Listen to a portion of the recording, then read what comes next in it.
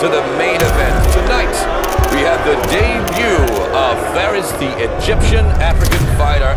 انا عرفت ان انت كنت دكتور التغذيه الخاص لادم الشرقاوي في فيلمه الجديد 5 جولات. دي حقيقه، هو المنتج فعلا كان تواصل معايا بخصوص ادم الشرقاوي ان هو كان محتاج يوصل لهدف معين، لشيب معين في خلال فتره زمنيه معينه عشان الفيلم بتاع 5 جولات. وكانت قد ايه الفتره الزمنيه دي؟ حوالي كانت شهر ونص بالظبط. ويا ترى عملتوا ايه في الفتره القصيره قوي دي؟ بص، الفنان ادم الشرقاوي يعني كان بجد من افضل الناس اللي اشتغلت معاها نيوتريشن، خصوصا ان هو كان جاي عنده هدف محدد وكان عنده اصرار كبير جدا برغم الجدول بتاعه اللي كان مزدحم جدا من كميه التمارين اللي كان بيعملها. كان بيتمرن اراوند من مرتين ل3 في اليوم، كان ممكن بيلعب يتمرن مثلا مره تمرينه الام ام اي، ومره ثانيه بينزل فيها الجيم، والمره الثالثه يجري او الفتنس بتاعه. ده غير طبعا في ايام كان بيصور فيها. رغم الجدول المزدحم ده كله كان ملتزم بالاكل 100%، وجباته كانت كتيره جدا عشان نعرف نعمل ريكفري بين كل تمرين والثانيه، ممكن توصل ل5 أو 6 وجبات.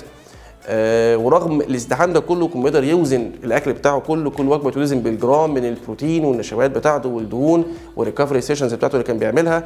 وفكره برضه ان هو كان ملتزم جدا بالمكملات اللي كان بياخدها، اللي كانت بتساعد شويه على فكره الريكفري ما بين التمرينه والثانيه عشان يعرف يشتغل ببرفورمانس عالي جدا في فكره الام ام اي بتاعه. وفي نفس الوقت كنت عامل له عجز سعرات عشان يعرف يوصل للشيب بتاعنا اللي احنا كنا عايزين نوصله، الهدف التارجت بتاعنا دهوت.